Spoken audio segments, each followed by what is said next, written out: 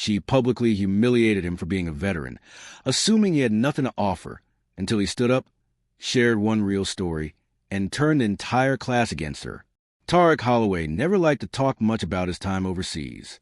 At only 19, he had already lived through things most of his classmates at Lakewood Community College couldn't begin to imagine. After serving as a specialist in the U.S. Army for nearly 3 years, he'd returned home determined to move forward.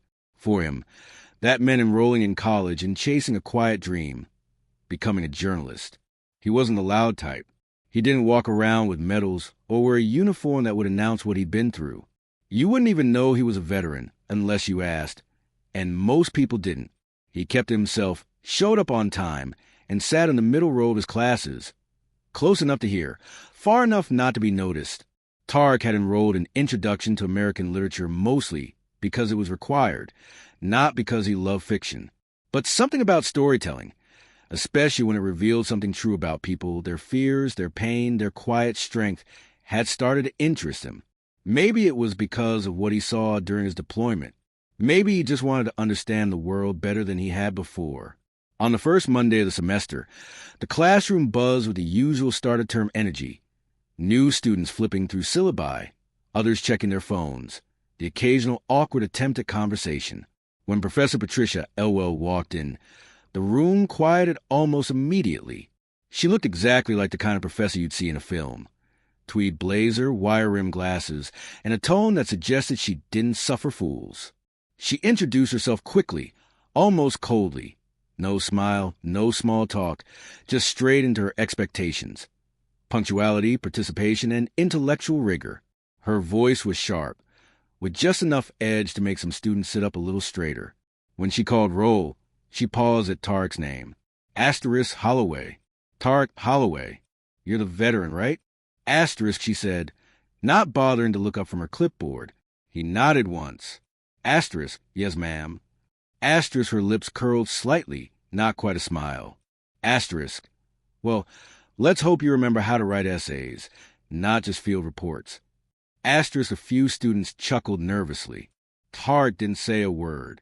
For the rest of that class, she barely looked his way, but something in the air had shifted. It was subtle but unmistakable. That offhand remark, while quick, stuck to him. Not because he was offended he'd heard worse, but because it was unnecessary. She didn't know him.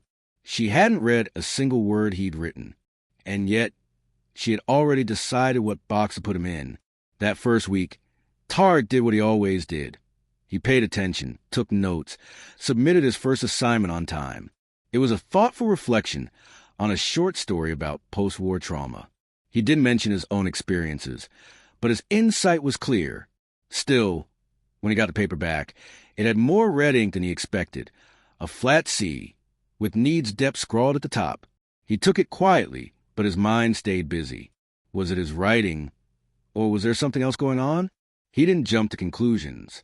He was trained to observe, not react. But as the days went on, small things added up. Every time he raised his hand, she'd cut him off mid-sentence.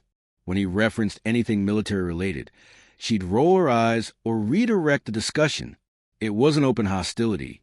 It was more subtle than that. Controlled, calculated. The kind of dismissiveness that only someone in a position of authority could wield so effortlessly. Still, Tariq remained patient.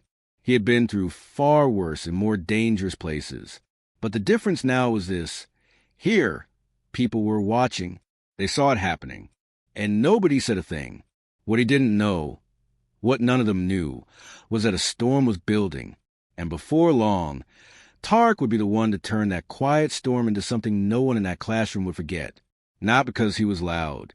Not because he lost his temper.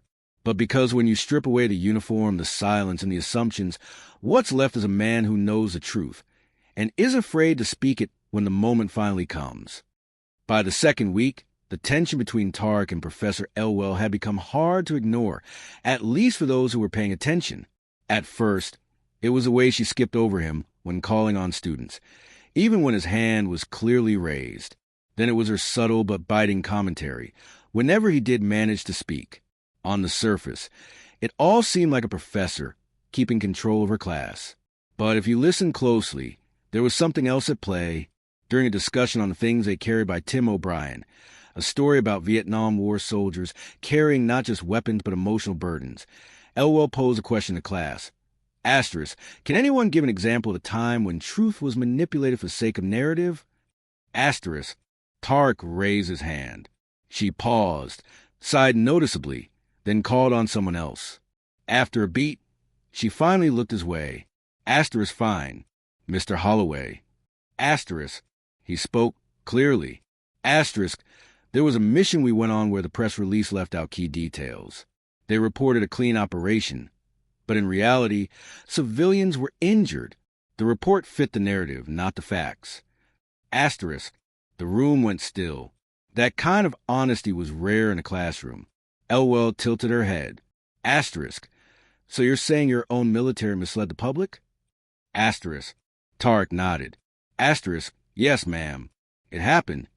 Asterisk, she raised an eyebrow. Asterisk, interesting. And yet you still chose to serve it? Asterisk, a wave of discomfort passed through the room. The implication was clear, and it wasn't just offensive. It was calculated. Tarek's jaw tightened, but he didn't answer her question. Instead, he said, asterisk, I served so people could have the right to speak freely, even when they choose to use it like this. Asterisk, a few students murmured in quiet approval, but Elwell wasn't done.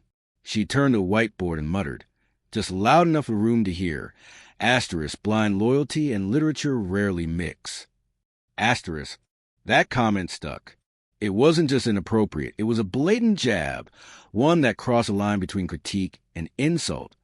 By mid-semester, the classroom tension had transformed into a quiet standoff. Elwell kept up her performance of authority, and Tarek kept showing up with the kind of discipline that made her increasingly uneasy. He wasn't backing down, but he wasn't playing her game either. It all came to a head during a class debate on the morality of characters in war literature. When Tarek's turn came, he walked calmly to the front of the class and placed his notepad on the lectern. I'd like to talk about the idea that morality in war is rarely black and white, he began. In The Things They Carried, asterisk Norman Boker struggles to reconcile his sense of responsibility with the horrors he witnessed. That tension between personal morality and survival isn't fiction to some of us. Asterisk, he paused, making eye contact with a few classmates. Asterisk, I've known people who did the right thing and still couldn't sleep, and I've known others who followed every order and never asked a single question. Literature gives us room to wrestle with that.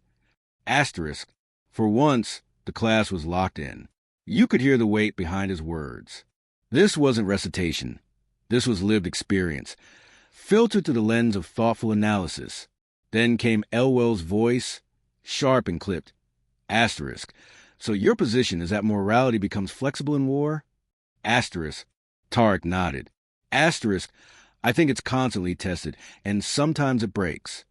Asterisk, she stepped forward. Asterisk, interesting. And how do you suggest we, as civilians, verify this moral struggle? Should we simply accept soldiers' stories as truth? You understand, Mr. Holloway, that literature isn't a vehicle for self-validation. Asterisk, a hush fell over the room. Everyone knew what she was implying, that Tarek was using his military background to posture, not participate, that his story wasn't academic enough to belong. Tarek stared at her, calm and composed. Asterisk, Professor Elwell, you assigned this debate. You asked us to analyze morality in war literature using our perspective. Asterisk, she folded her arms. Asterisk, and I expect students to use sources, not sentiment. Asterisk, that did it. He picked up his notepad, took a step forward, and placed it aside. Asterisk, I wasn't going to share this. Not because I'm ashamed, but because I didn't think it belonged here. Until now. Asterisk, he scanned the room. Asterisk, 2 years ago, I was deployed to a small village in eastern Afghanistan. One night, a roadside bomb killed 2 of my unit's translators, young men, local boys who had helped us build bridges with the community. We knew the attack came from a nearby group, but we also knew retaliating would hurt innocent people. Our commander told us to wait, to do nothing. So we did. Asterisk, he let the silence sit. Asterisk later, We learned the group responsible had left the area. But by then, that village, our friends, their families, they were gone too. Scared, displaced. We followed orders. We didn't fire a shot. And still we lost everything. Asterisk. No one moved. Not even Elwell. That's what war is, he continued. Asterisk. It's not always what you do. Sometimes it's what you don't do. That's what Boca was wrestling with in the book. And that's why literature like this matters. Because it brings those invisible choices to the surface. Asterisk. He turned back to Elwell. Asterisk. So to answer your question, no, you shouldn't accept anyone's story blindly. But you also shouldn't dismiss a perspective because it doesn't come wrapped in a footnote. Asterisk. She didn't respond, not right away. A few seconds later, one of the students, Louise, started clapping. Slowly at first, then others joined in. Not the kind of applause you hear at a pep rally. This was different. This was respect. Elwell's face stayed neutral, but her posture shifted ever so slightly. Her authority, once unquestioned, had cracked right in front of her class. Tarek walked back to his seat. He didn't smile. He didn't gloat. He simply sat down and opened his notebook like nothing had happened. But something had happened. Everyone in that room knew it.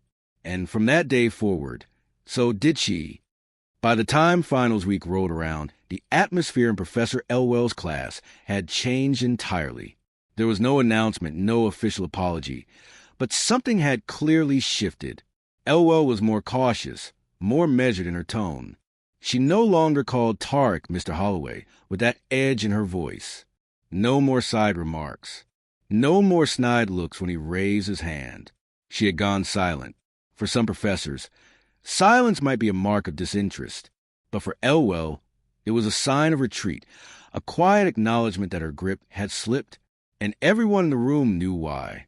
Tarek noticed it, but he didn't gloat. He still showed up early, still participated, still held his own during discussions. If anything, now with more presence. The other students, once passive observers to the quiet war playing out between Tarek and Elwell, had begun treating him differently too. Not like a hero, not like a victim, just like a peer, the way it should have been from the start. On the last day of class, Elwell handed out exam booklets, clicked her pen, and gave her final instructions. But before anyone began, she paused. For what it's worth, she said, not looking up, asterisk, I appreciate the effort many of you have shown this semester. Asterisk. The words hung awkwardly in the air. It was as close to an olive branch as she'd allow herself. Not a real apology, but a nod. Tarek didn't need more. He wasn't here for apologies. He had already won, on his terms. After the exam, he waited until most of the students had filed out. Elwell sat at her desk, organizing papers. He approached slowly. Asterisk. I just want to say, I hope the next student like me doesn't have to go through what I did. Asterisk. She looked up at him, and for once, there was no wall behind her eyes. Just a flicker of recognition, maybe even guilt. I'll keep that in mind, she said. He nodded, turned, and walked out of the classroom one last time. Outside, the air was crisp, and the campus buzzed with students heading home for winter break. Tarek sat on a bench beneath a bare maple tree, watching as people laughed, said goodbye, made plans for the holidays. He opened his notebook, flipped past pages filled with red ink annotations, debate points, and personal reflections, then turned to a blank page and wrote 5 words at the top. This is just the start. He didn't know exactly what the future held, but he knew this much. His voice was his own. And no one, not a professor, not a grade, not a sideways comment, could take that from him. What started as a class about fiction had taught him something real. The strongest rebuttal isn't always loud. Sometimes it's quiet, it's consistent, it's earned. And sometimes the best way to shut someone down is to rise above them, with your dignity intact, and keep walking. Subscribe to our channel Black Resistance, and don't forget to subscribe and share.